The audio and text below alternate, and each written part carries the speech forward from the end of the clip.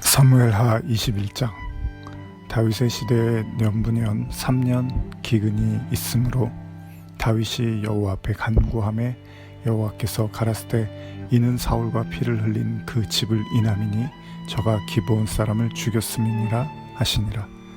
기브온 사람은 이스라엘 족속이 아니요 아모리 사람 중에서도 남은 자라.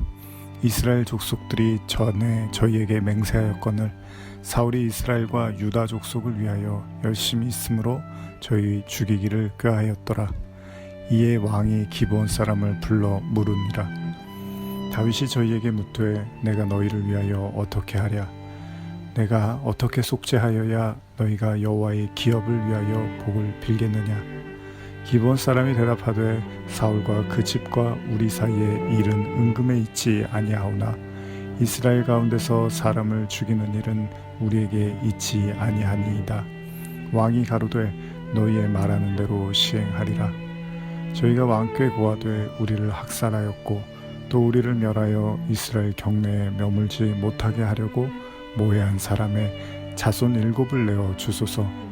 여호와의 빼신 사울의 고을 기브아에서 우리가 저희를 여호와 앞에서 목매어 달겠나이다. 왕이 가로되 내가 내어 주리라 하니라. 그러나 다윗과 사울의 아들 요나단 사이에 서로 여호와를 가리켜 맹세한 것이 있으므로 왕이 사울의 손자 요나단의 아들 무비보셋을 아끼고 이에 아야의 딸 리스바에게서 난 자 곧 사울의 두 아들 알모니와 무비보셋과 사울의 딸 메랍에게서 난 자 곧 무훌랏 사람 바실레의 아들 아드리엘의 5 아들을 잡고 저희를 기브온 사람의 손에 붙이니 기브온 사람이 저희를 위하여 저희를 산 위에서 여호와 앞에 목매어 달매 저희 7 사람이 함께 죽으니 죽은 때는 곡식 빼는 처음 날 곧 보리 베기 시작하는 때더라. 아야의 딸 리스바가 굵은 배를 가져다가 자기를 위하여 반석 위에 펴고 곡식 베기를 시작할 때부터 하늘에서 비가 시체에 쏟아지기까지 그 시체에 낮에는 공중에 새가 앉지 못하게 하고 밤에는 들짐승이 범하지 못하게 한지라. 이에 아야의 딸 사울의 첩 리스바에 행한 일이 다윗에게 들리매 다윗이 가서 사울의 뼈와 그 아들 요나단의 뼈를 길앗 야베스 사람에게서 취하니 이는 전에 블레셋 사람이 사울을 길보아에서 죽여 벳산 거리에 메어 단 것을 저희가 가만히 가져온 것이라. 다윗이 그곳에서 사울의 뼈와 그 아들 요나단의 뼈를 가지고 올라오매 사람들이 그 달려 죽은 자들의 뼈를 거두어다가 사울과 그 아들 요나단의 뼈와 함께 베냐민 땅 셀라에서 그 아비 기스의 묘에 장사하되 모두 왕의 명대로 쫓아 행하니라. 그 후에야 하나님이 그 땅을 위하여 기도를 들으시니라.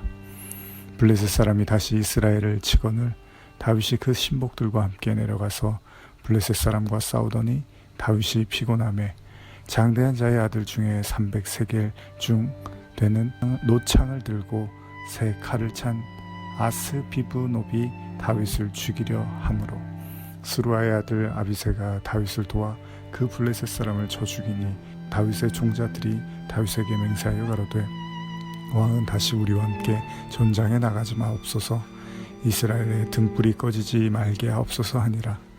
그 후에 다시 블레셋 사람과 곱에서 전쟁할 때 후사 사람 십부게가 장대한 자의 아들 중에 삽을 쳐 죽였고 또 다시 블레셋 사람과 곱에서 전쟁할 때 베들레헴 사람 야레오르김의 아들 엘하나니 가드 골리앗의 아우 라흐미를 죽였는데 그 자의 창자루는 배틀채 같았더라. 또 가드에서 전쟁할 때 그곳에 키 큰 자 하나는 매 손과 매 발에 가락이 6씩 모두 24 가락이 있었는데 저도 장대한 자의 소생이라. 저가 이스라엘 사람을 능욕함으로 다윗의 형 삼마의 아들 요나단이 저를 죽이니라. 이 4사람 가드의 장대한 자의 소생이 다윗의 손과 그 신복의 손에 다 죽었더라.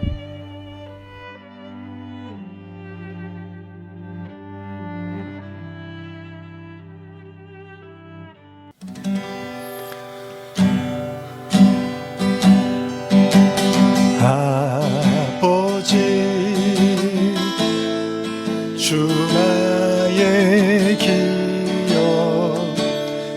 되시네.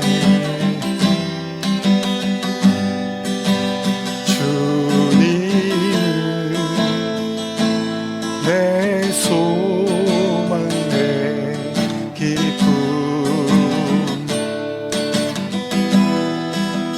사랑합니다.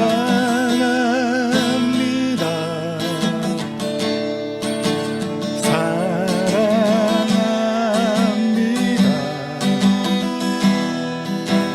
나의 기쁨 주님은.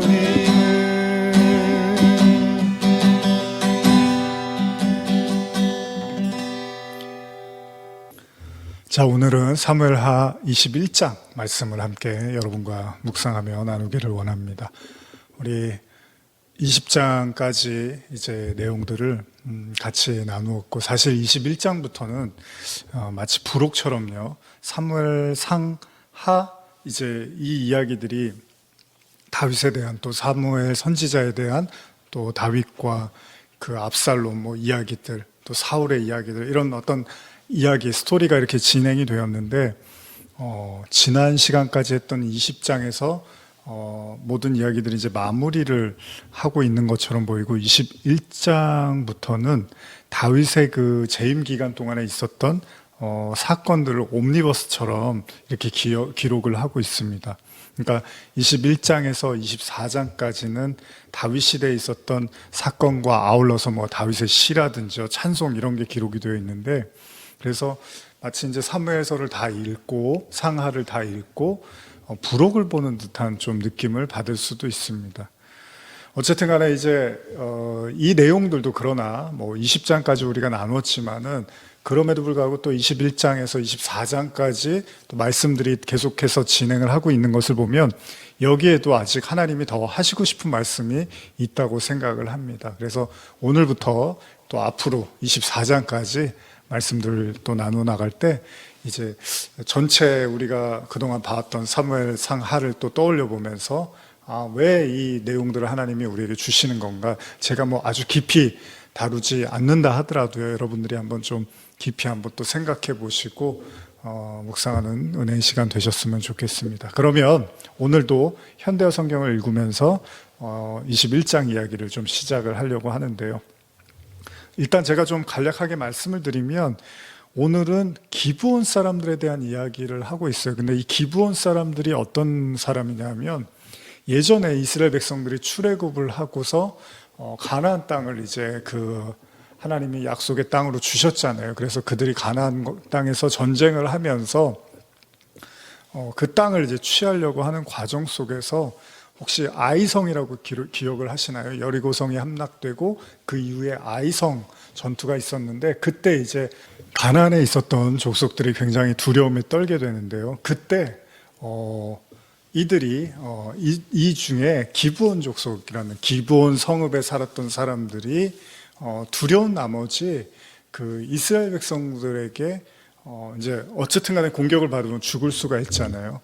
그러니까 약간 거짓말을 합니다. 어떻게 거짓말을 하냐면, 자신들의 모습을 마치 먼 데서 온 사람들처럼, 가나안에 살았던 사람이 아니라 먼 곳에서 이렇게 온 사람들처럼 음식이라든지 옷차림이나 이런 것들을 이렇게 속여요. 그래서 우리는 여기 살던 사람이 아닌데 우리 전쟁이 일어나고 하는데 우리도 위험할 수 있으니까 이스라엘 당신들이 우리를 좀 지켜주고 도와줬으면 좋겠습니다. 이렇게 조약을 맺으십시다. 뭐 이런 얘기를 하는데, 당연히 이스라엘은 가나안에 있는 그 사람들하고 절대 조약을 맺으면 안 되죠. 왜냐하면 하나님이 주신 땅이니까 정복해서 자신의 땅으로 이렇게 만들어야 되는데, 속은 거예요.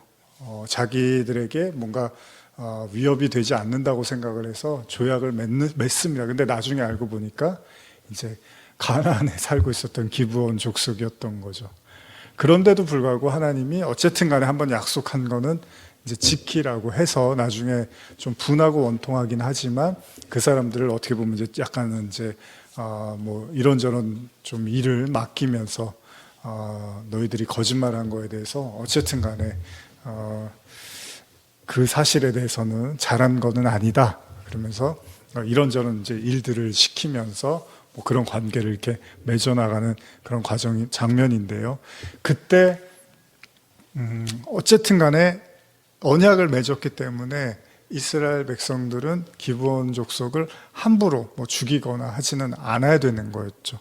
그렇게 해서 이제 또 시간이 흘러갔는데 오늘 본문에 갑작스럽게 이 내용들이 등장을 합니다.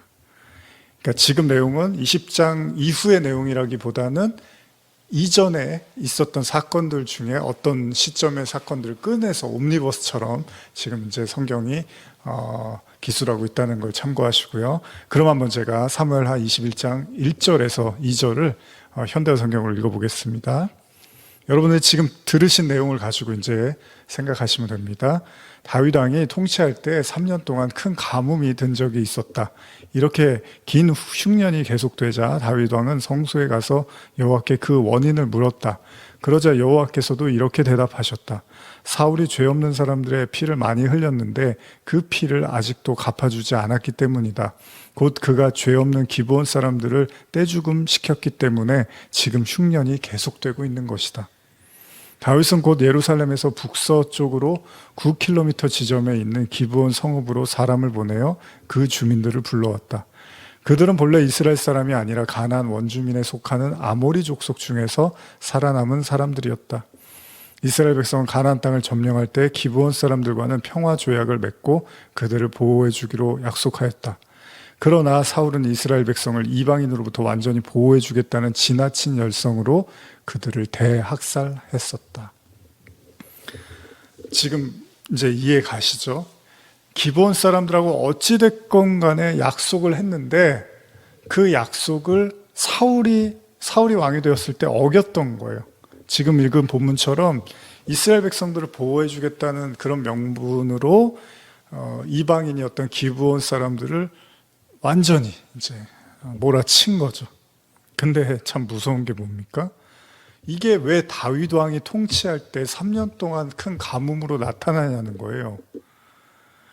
참 이런 부분들이 하나님 말씀 우리가 만만하게 봐서는 안 된다는 겁니다. 그러면 이게 사울이 잘못한 거면은 사울 때 이 일이 일어나야 되잖아요. 그런데 다윗이 왕이 됐을 때 이런 일들이 일어나다는 겁니다.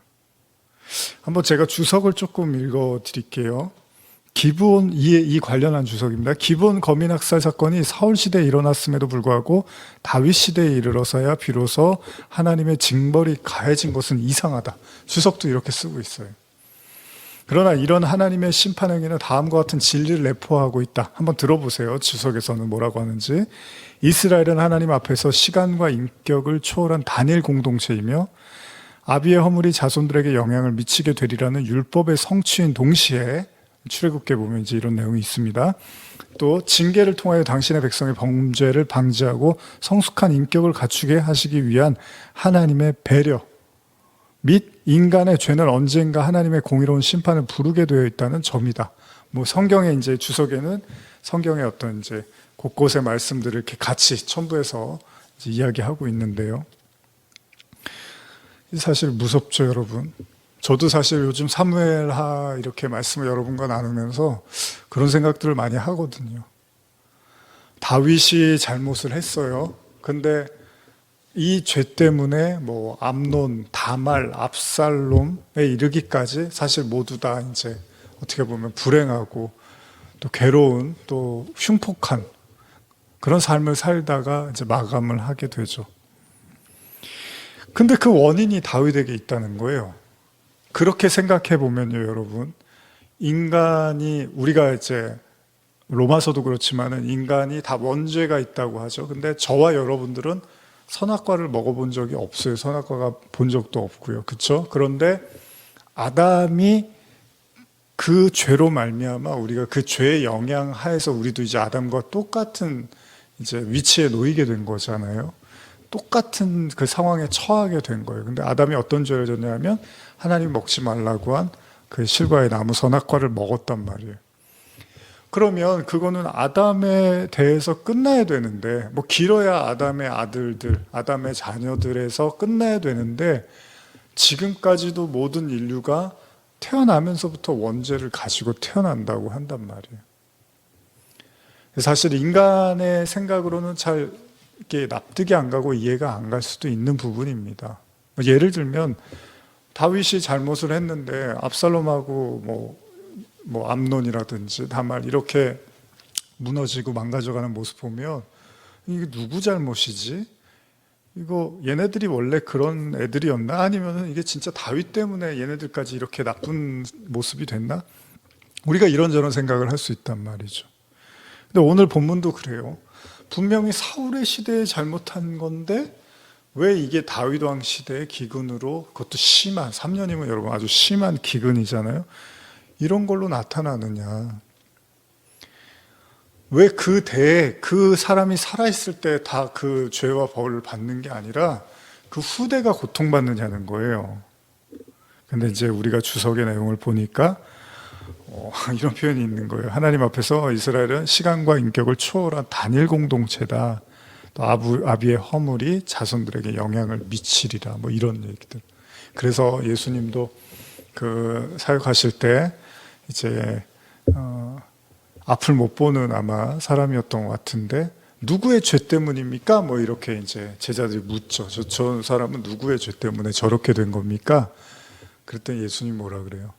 누구의 죄 때문이 아니라 하나님의 영광을 위해서야, 뭐 이런 표현을 쓴단 말이에요. 그렇게 보면 분명히 우리는 그런 어떤 어려움과 고통을 받으면 그 부모라든지 뭐 아니면 그 자신의 죄 때문에 일어나는 걸로 생각을 하는데, 또 예수님은 뜬금없이 그게 아니야, 하나님의 영광을 위해서야, 이렇게 또 말씀을 하시더라는 거예요. 그러니까 그러나 우리가 신약에 와서 이제 예수님 그렇게 말씀하시지만 구약에 흐르고 있는 그런 어떤 정서라 그럴까요? 신앙적 정서는 계속해서 그 부모가 죄를 지으면 그 후대까지 계속 미추는 걸로 나타나는 건 사실이라는 거죠.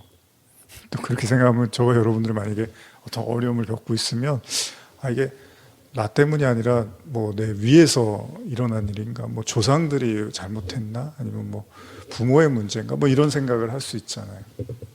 근데 또 어쨌든 성경이 그런 얘기를 또 하고 있단 말이에요.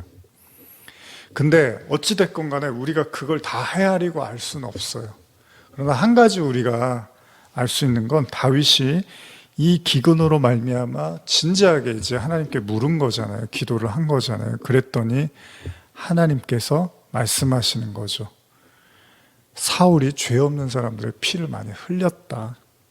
그리고 그들이 바로 기브온 사람들이고 그것 때문에 지금 흉년이 온 거다라고 주님이 말씀하시더라는 겁니다. 그럼 좋아요. 우리도 때로는 이유 없이 알 수 없는 어떤 고난과 어려움이 왔을 때 참 답답하고 그 원인을 찾기 어려울 때가 있습니다. 근데 우리가 정말 다윗처럼 기도를 하니까 그 이유를 하나님 말씀해 주시는 거예요. 근데 이거는 사실은 다윗의 잘못이 아니란 말이에요. 사울의 잘못이란 말이에요. 근데 이 지점에서 아까 제가 초기에 말씀드린, 서두에 말씀드린, 우리도 아담의 죄의 DNA를 다 가지고 태어났다 그러잖아요.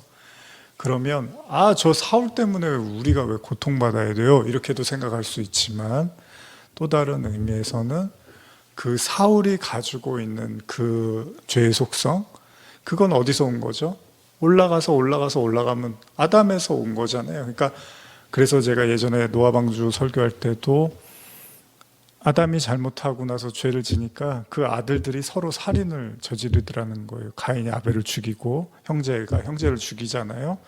근데 그게 어디서 온 거냐? 아담한테 온 거예요. 아담이 죄를 짓고 나니까 그런 죄의 유전들이 그렇게 나타나더라는 거예요. 그렇게 보면 모든 인간이 저 사람 죄, 내 죄는 아니야.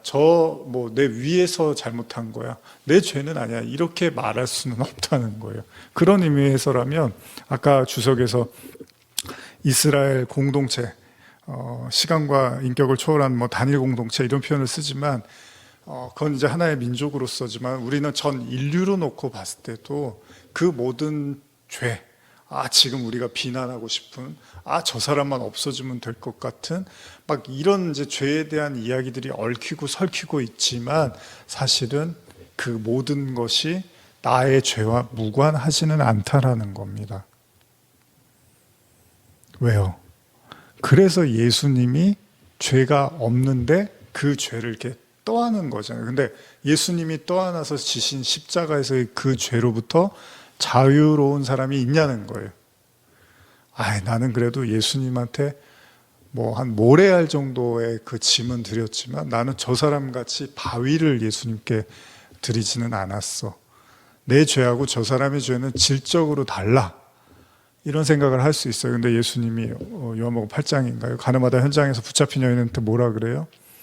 그때 사람들한테 너희들 중에 죄 없는 자가 돌로 쳐, 이런 말씀하시는데 사람들이 돌을 버리고 다 떠나갔다고 기록이 되어 있어요. 그렇게 보면 여러분들이 이 장면을 볼 때 아니 왜 사울이 잘못한 거가 다윗의 때에 나타나?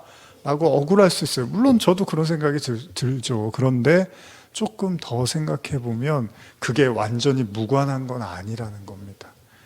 우리 모두가 아담의 죄의 그 원인, 그 유전자를 가지고 있는 것처럼, 그러니까 저와 여러분들이 타인의 죄를 보면서도 나하고는 완전히 무관한 거야, 이렇게 말할 수는 없다는 거예요. 우리 사회에서도 어떤 문제가 터지거나 어떤 요새 그 TV 보면 역사 이야기 같은 거 있잖아요. 막 이렇게 과거에 있었던 이야기들을 막 이렇게 이야기식으로 해서 아이들이 잘 본다고 하는데, 그러면 항상 마무리할 때 뭐라 그래요?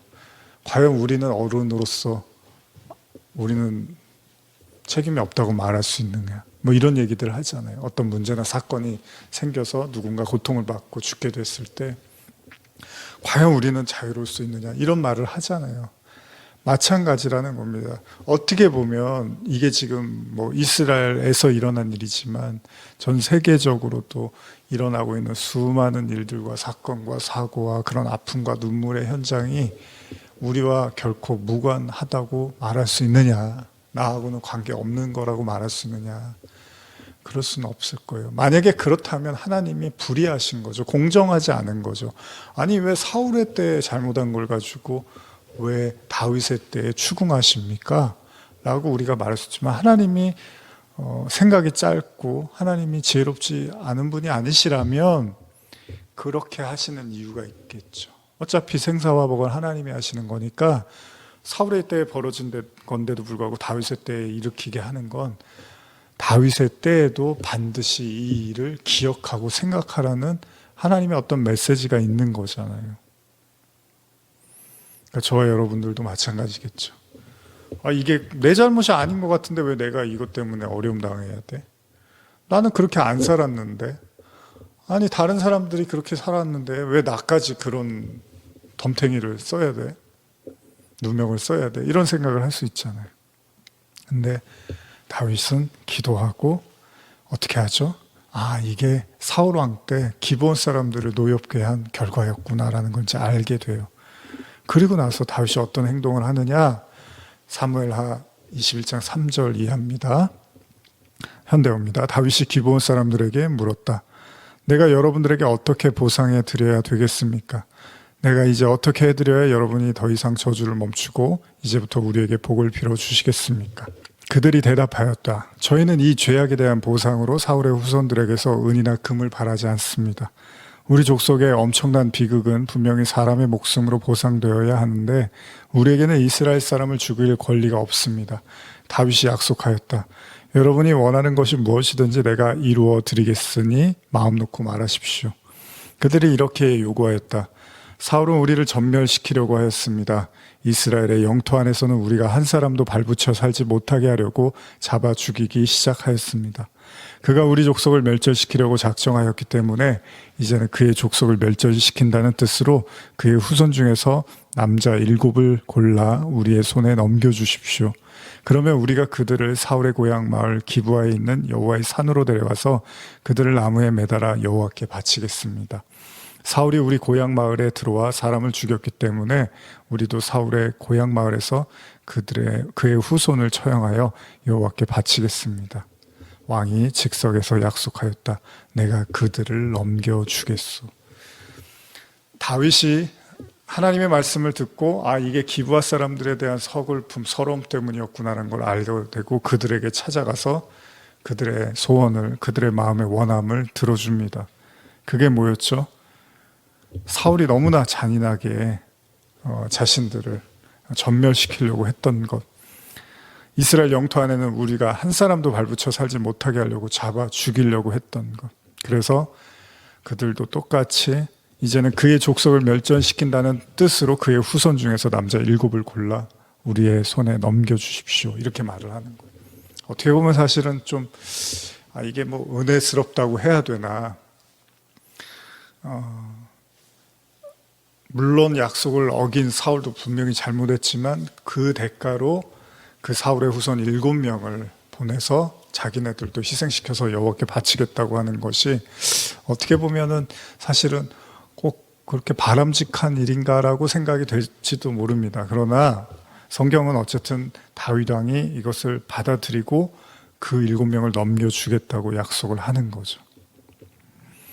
근데 여러분, 이 본문도 제가 뭐 오늘은 뭐 이렇게 깊은 이야기까지 나누진 않겠지만 이 7이라는 이제 숫자가 등장을 해요. 7명. 그리고 이후에 이제 이 다음 이야기에서는 또 거인 4명을 죽인 이야기가 나오는데, 그 내용들도 한번 여러분들이 좀 말씀을 뭐 깊이 또 묵상해 보셨으면 좋겠는데, 어쨌든 간에 다윗 왕이 그래서 그 7명을 골라서 이제 넘겨줍니다.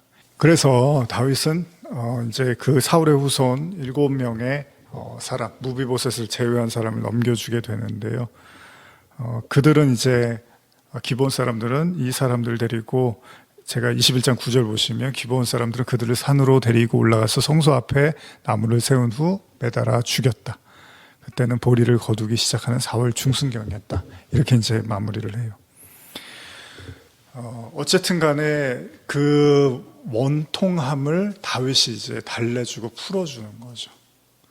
이런 부분들을 보면 이제 사실 성경이 20장에서 이제 마무리가 되는 것 같았는데 21장에 부록처럼 이제 나타났다고 했잖아요. 근데 이 내용을 보면 저도 이제 말씀을 묵상을 하면서 느끼는 건데, 결국 하나님이 성도에게 원하는 것이 무엇인가? 우리가 지나쳤던 말들, 또 약속들, 또 우리로 인해서 누군가 아프게 했던 사람들, 이런 모든 부분들에 대해서 하나님이 그들에게 세심한 배려와 은혜와 또 용서를 구할 것이 있다면 또 구하기를 원하신다는 겁니다. 뭐 어떻게 보면은 모나지 않는 둥글둥글한, 또 좋은 게 좋은 거, 뭐 이렇게도 이해하실 수 있겠지만요. 근데 사실 오늘날 사회가 뭐 여러 가지로 뭐 다투고 싸우고 뭐 네가 옳으니 내가 옳으니 하면서 뭐 사분오열되어 있는 모습들 우리가 보게 됩니다. 뭐 경제적으로나 문화적으로 뭐 여러 가지 사회적으로나 성숙한 것처럼 보이지만 실제로 뚜껑을 열어보면 그냥 뭐 옛날이나 지금이나 뭐 하나도 달라지지 않은 것처럼 보입니다. 근데 성도들마저도 그런 어떤 다투고 싸우고 비난하고 이런 것을 통해서 계속해서 어떻게 보면 하나님이 말씀하시는 그 십자가의 희생과 내어주심, 사랑과 용서, 이런 어떤 복음의 메시지가 아니라 그냥 세상 사람들하고 똑같은 방식으로 하나님의 말씀과 신앙생활을 이어간다면 오늘 이런 본문이 사실 굳이 하나님이 이런 것들을 우리에게 주시지 않았을 수도 있을 거예요. 근데 사실 다윗도 굉장히, 물론 다윗이 실수도 하고 큰 잘못도 저질렀지만 그 나머지의 또 시간들은 굉장히 유연하고 정말 마음이 어떻게 보면 굉장히 이렇게 부드러운 사람이었잖아요. 뭐 사울이라든지 압살롬에 대해서도 자기가 눈물을 흘리면서 괴롭혔던 사람이고, 물론 자식이기도 했지만요, 굉장히 가슴 아파하면서 마음이 굉장히 유연하고 부드러운 사람으로 보입니다. 그런데도 지금 오늘 사건을 보면 하나님이 그런 것들을 통해서 기근도 일으키시고, 그러니까 누군가 원한이 있고 하나님과 약속을 맺은, 그래서 우리가 잘 아는 것처럼 아브라함이 하갈과 동침해서 이스마엘을 낳잖아요. 근데 하갈이 사실 잘못이 있는 게 아니에요. 아브라함의 아내 사라가 그렇게 한번 해보자고 아브라함한테 이야기를 해서 아브라함도 오케이를 한 거였어요. 근데 하갈은 무슨 죄예요? 여종인데 주인이 그러자 그래서 그냥 동침하고 아이를 낳은 건데 나중에는 그냥 학대를 받고 그런단 말이에요. 그러니까 그냥 나중에 이제 울면서 도망치고 하는데 하나님이 뭐라 그래요? 아니다. 내가 너도 축복해 주겠다. 너희 자녀도 축복해 주겠다. 이렇게 말씀을 하시죠. 오늘 본문도 그래요. 어떻게 보면 기브온 족속이 처음에 출애굽에서 속이고 조약을 맺은 거는 사실 잘못한 거지만 어쨌든 그런데도 불구하고 성경은 한 번 약속을 했으면 지켜라. 그 노엽게 하지 말아라. 깨트리지 말아라. 근데 깨트렸어요. 그랬더니 하나님이 거기에 대한 징벌을 내리시더라는 겁니다. 하나님이 너희들은 내 편이니까 내 백성이니까 나는 내 백성만 중요시해. 뭐 이방인들은 나는 중요하게 생각 안 해. 그게 아니라는 거예요. 심지어 잘못된 계약이었는데도 불구하고 하나님이 존중해주고 그 계약을 지켜가기를 원했다는 거예요. 이스라엘 백성들에게. 그래서 그 모든 것들을 이제 하나님이 가르쳐주고 계시단 말이에요. 그리고 다윗도 여기에 앞장서서 기브온 사람들의 마음을 풀어주려고 이런 노력을 하고 있다는 것입니다. 그러니까 우리가 쉽게요, 뭐 이방인 뭐 이런 말도 사실 지금 신약 시대에는 의미도 없는 얘기지만 뭐 유대인, 이방인 뭐 그런 것도 의미가 없는 얘기잖아요. 사실 신약에 넘어와서 뭐 구약에서나 뭐 선민이고 이방인이 있고 그렇지만 지금은 그냥 사마리아와 땅끝까지 복음을 전하라고 예수님이 말씀을 하신 이 상황에 그런데도 불구하고 오늘날 우리는 어떤가? 우리는 정말로 그 우리가 믿고 있고 알고 있는 어떤 신앙이 옳다는 이유로 막 상대방을 막 그냥 무자비하게 복음에 근거한 것이 아니라 그냥 상대방을 뭐 나와 다르다, 나와 생각이 틀리다 뭐 이런 걸로 무참히 짓밟고 있는 것은 아닌가. 오히려 주님은 그런 사람들에게까지도 지킬 건 지키고 인정할 건 인정해주고 존중할 건 존중하라고 말씀을 하고 계시더라는 겁니다. 이 이후에도 그런 얘기가 계속 지속이 되는데요. 제가 뭐 다 읽어드리진 않겠지만 21장 10절 이하에 보면은 이제 그 사울의 가문의 후손에 7명의 사람을 이제 넘겨줬잖아요. 다윗이. 그래서 죽었잖아요. 그랬더니 여기 보면은 리스바라는 여인이 등장을 하는데 사울의 첩이었습니다. 혹시 여러분들 기억나시는지 모르겠지만 아브넬 아시죠? 사울의 집안의 사람 아브넬이 실세였잖아요. 이 아브넬이 이 리스바라는 여인과 또 관계를 갖기도 했죠. 그런데 참 기구한 게 이 여인도 이제 그 아들이 있었는데 이 아들이 이번에 다윗이 기브온 족속에게 그 사울의 후손들 넘겨줄 때 2명의 아들들이 거기에 처형을 당하게 됩니다. 그래서 이 여인이 너무나 이제 마음이 아파서 그 처형된 곳에 가서 굵은 그 검정색 베옷을 펴놓고 그 위에 앉아 있었다. 이렇게 기록이 되는데요. 계속 성경 한번 읽어보겠습니다. 추수가 시작될 무렵부터 그 시체들 위로 소나기가 퍼부을 때까지 리스바는 그곳에 앉아 낮에는 독수리들이 시체들 위에 앉지 못하게 하고 밤에는 들짐승들이 달려들지 못하게 하였다. 다윗은 이방 호리 족속의 여인 리스바가 처형된 2 아들을 위하여 그토록 놀라운 일을 하였다는 소문을 듣고 사울과 그의 아들 요나단의 유해를 길르앗의 야베스에서 가져오게 하였다.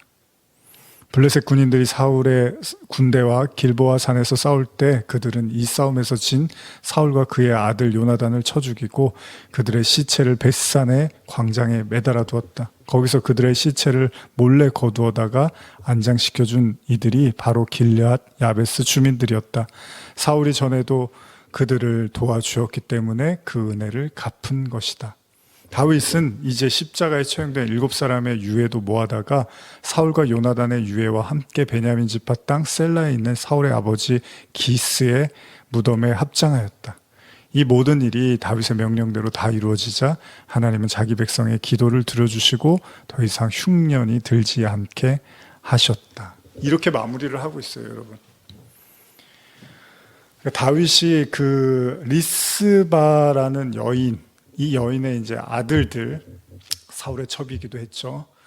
그러니까 사울의 후손이죠. 이 아들들을 그토록 슬퍼하면서 그 자리를 지키고 있는 이 여인에 대한 이야기를 듣고 굉장히 이제 감동을 받은 거예요. 그러면서 사울과 그의 아들 요나단의 유해를 길랏 야베스에서 또 가져오게 했고, 나중에는 같이 이 후손들과 함께 이제 합장을 했다고 기록이 되어 있죠. 그리고 나니까 흉년이 떠나가더라는 거예요. 기근이 떠나가더라는 겁니다. 주석을 한번 제가 읽어드릴게요. 이 부분에 대해서. 당시 시체가 정식 장례 절차에 의해 무덤에 안치되지 않고 방치되어 짐승에게 손상당하는 것을 큰 수치로 여겼던 사실로 미루어 보건대 리스바의 행동은 칭찬받을 만하다. 그녀는 하나님의 진노가 풀려 비가 시체 위에 쏟아질 때까지 오랫동안 시체 주위에 몰려드는 짐승과 온갖 위험을 막아내는 정성을 아끼지 않았다. 따라서 그녀의 이러한 정성과 사랑에 감동한 다윗은 그들의 뼈를 사울과의 가족 묘지에 합장하였다. 이렇게 하여 실추되었던 사울과의 명예는 어느 정도 회복될 수 있었고 리스바의 슬픔 역시 약간은 가실 수 있었다. 이처럼 자기 희생은 허물을 덮어주고 상처를 치료해주며 모든 이들에게 기쁨과 평안을 제공해 준다. 참 이게 사실은 오늘 이야기가 또 특이한 게요. 사울 때문에 일어난 기근이었잖아요. 흉년이었고 비가 내리지 않았던 건데, 근데도 불구하고 이제 어쩔 수 없이 사울의 후손을 기브온에게 족속에게 넘겨주고 이제 그러고 나서 이제 일이 마무리될 줄 알았더니 하나님이 또 어떻게 보면요, 이 리스바라는 여인이 그 죽은 후손들 아들들이죠, 거기서 눈물을 흘리고 있으니까 다윗이 또 그 마음을 안타까이 여겨서 그 후손들과 또 사울과 요나단 그리고 그 아버지의 묘에 이렇게 같이 묻었다라는 이야기로 마무리를 하고 있습니다. 저는 이 본문을 보면서 그런 생각이 듭니다. 우리가 쉽게 사람들을 대해서는 안 되겠구나. 작은 것들이라도 우리가 약속하고 우리가 어떤 하나님의 사람으로서나 또 그냥 하나의 인간으로서나 우리가 누군가를 대할 때 정말로 그들을 존중하고 설령 믿지 않는 사람이라 하더라도요, 믿든 믿지 않든 상관없이 뭐 이방인 뭐 그렇지 않든 그런 게 중요한 게 아니라 하나님은 성도라면 모두에게 두루두루 그 마음을 헤아리고 또 품어주고 또 그들의 상처를 보듬어 주기를 원하신다라는 것들을 더 이렇게 느끼게 됩니다. 다윗은 워낙 그런 사람이었음에도 불구하고 하나님의 이 사무엘 하의 결국을 통해서 느끼는 거는 결국 성도는 그리스도의 향기라고 하죠. 그러니까 우리가 이제 복음을 배우고 깨달아갈 때는 어떻게 보면 굉장히 공격적이기도 하고 우리 자신이 또 죄의 깊은 어떤 내면을 보다 보면 아프기도 하고 그러다 보면 또 상대방의 타인에 대해서 냉소적일 수도 있거든요. 인간이라는 게 다 그래.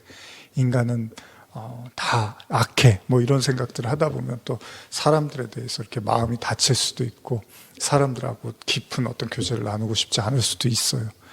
인간에 대한 어떤 그 이면을 보게 되면요, 죄성을 보게 되면 그럼에도 불구하고 하나님은 그럼에도 불구하고 사람과 사람과의 관계에서 정말 뭐 에베소서 말씀인가요? 하나님 대하듯이 사람을, 바울이 그러죠.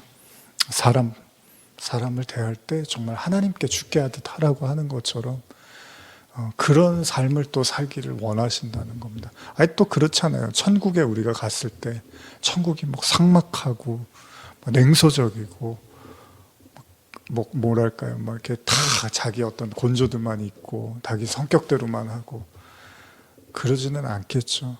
뭔가 따뜻하고 서로 이렇게 뭔가 품어주고 포용해주고 안아주는 그런 곳이겠죠. 그래서 참 이 본문들을 보면서 또 제 자신도 숙연해지기도 하고요. 뭐 다윗이 골리앗을 막 쓰러뜨리는 용맹함도 있지만 또 이렇게 사람들의 마음을 또 이렇게 들어주고 원함을 풀어주고 또 그들의 어떤 그 서글프고 그 뭐랄까 애통하는 마음들을 또 이렇게 보듬어 주기도 하고, 자기가 할 수 있는 선에서는 최대한 또 배려를 하는 모습들을 보면서 역시 하나님도 결국은 우리가 서로 사랑하고 존중하고 그렇게 안아주기를 원하시는구나라는 것들을 느끼게 됩니다. 어떻게 보면 이전에 치열했던 사무엘상 하에 어떤 다윗의 삶에서 이제 부록과 같은 21장은 그럼에도 불구하고 이제 모든 것들을 받아들이고, 또 받아들이는 것에서 끝나는 게 아니라 그들을 치유하고 그들의 아픔을 같이 할 수 있는 그런 또 진정한 그리스도인의 삶을 보여주고 있지 않나 생각을 해봅니다. 이후에 나오는 사무엘하 21장 15절 이하에서는 아까도 제가 말씀드린 것처럼 다윗이 이제 나이가 들어서 몸이 많이 노쇠해지니까 전쟁에 나가려고 하니까 이제 군인들이 말리는 거예요. 그래서 다윗이 이제 지치는 거죠, 금방. 그래서 한번 이런 이제 구절인데 이것만 읽어드리고 마무리했으면 좋겠습니다. 21장 15절에서 17절인데요. 다윗이 말년에 블레셋 족속이 또 이스라엘 영토를 침략하였다. 다윗이 부하들을 데리고 출전하여 싸웠으나 나이 탓인지 금방 지치고 말았다. 이 전쟁은 유다 서쪽의 야산지대에 있는 곱에서 일어난 것인데 다윗이 지쳐서 앉아있자 부하들도 함께 앉아서 쉬었다. 그런데 블레셋 족속의 용사들 가운데는 르바 족속의 후예인 거인이 한 사람 있었다. 그는 무게가 300세겔이나 되는 구리로 된 창을 들고 허리에는 세 칼을 차고 다윗을 죽이러 왔다. 이토록 위급한 순간에 스루아의 아들 아비새가 달려들어 그 거인을 쳐 죽이고 다윗을 위기에서 건져냈다. 그 뒤로 다윗이 더 이상 싸움터에 나가지 않았는데 그 이유는 당시 신하들이 이런 간청을 드렸기 때문이다. 임금님, 다시는 저희와 함께 싸움터에 나가지 마소서. 저희가 임금님을 잃으면 이스라엘의 등불이 꺼지게 됩니다. 우리 민족을 어둠에 빠뜨리지 마소서. 사실 마지막에 이제 이런 부록과 같은 21장에 이런 내용이 이제 담겨져 있는 건 다윗이 이제 하나님 앞에서 이제 진정한 그 왕으로서 또 세워지고 그만큼 이제 중요한 인물이 되었음을 보여주는 것이기도 하겠죠. 그래서 이제 직접 싸우지 않아도 됩니다. 존재 자체만으로도 당신은 너무나 소중한 사람입니다. 이제 이런 이야기들을 하는 거죠. 이 이후에 또 그 블레셋의 거인들에 대한 이야기가 하면서 마무리 네 사람을 이제 죽였다. 다윗과 함께 군사들이 거인 넷을 죽였다. 이렇게 하면서 이제 21장이 마무리를 하거든요. 근데 이제 여러분들이 아까 제가 처음에 말씀드렸지만은 기본 이야기를 통해서 7명의 사울의 후손이 이제 죽고, 그러면서 이제 어떤 기근이 떠나가고, 그리고 나서 이 이야기가 이렇게 밑에 붙는단 말이에요. 근데 거기는 거인 4명이 이제 죽게 되는. 근데 거인 이야기 하니까 우리가 골리앗 생각나죠. 골리앗, 다윗이 8번째 아들로서, 그렇죠. 이세의 8번째 아들로서 골리앗을 이제 뭘로 죽이죠? 돌멩이로 그냥 한 방에 무너뜨리죠. 근데 지금 여기서는 이제 다윗이 아니라 다윗을 따르던 군사들이 이제 골리앗을 무너뜨리는, 골리앗과 같은 거인 넷을 무너뜨리는 이야기를 이렇게 쓰고 있습니다. 이것도 한번 여러분들이 이게 이 이야기하고 이 이야기가 왜 이렇게 같이 붙어 있을까, 어떤 의미일까 한번 또 묵상해 보셨으면 좋겠고요. 또 저도 기회가 되면 또 같이 또 나눌 수 있었으면 좋겠습니다. 자, 오늘 여기까지 우리가 21장 이제 보고 다음 주부터는 이제 찬양에 대한 이야기, 그리고 이제 마무리 24장 이제 앞두고 있는데요. 또 여기까지 함께 여러분 말씀을 또 같이 걸어오시느라고 참 수고 많으셨고요. 또 오늘 본문의 말씀처럼 또 하나님이 여러분들의 모든 또 마음의 서글픔과 애통함과 또 위로받고 싶은 마음들이 있다면 하나님께서 보듬어 주시고 함께 해주시는 그런 은혜가 있기를 간절히 소원합니다. 또 찬양 부르시면서 묵상하며 마무리하겠습니다. 예수 내 삶의 보배 되시네.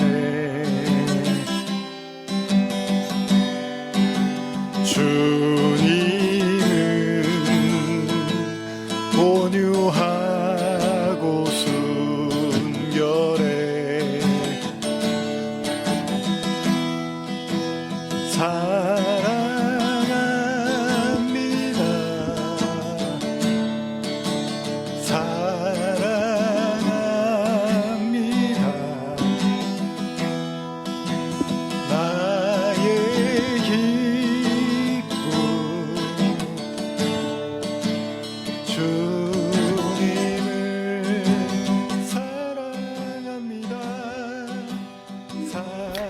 다윗이 그곳에서 사울의 뼈와 그 아들 요나단의 뼈를 가지고 올라오매 사람들이 그 달려 죽은 자들의 뼈를 거두어다가 사울과 그 아들 요나단의 뼈와 함께 베냐민 땅 셀라에서 그 아비 기스의 묘에 장사하되 모두 왕의 명대로 쫓아 행하니라.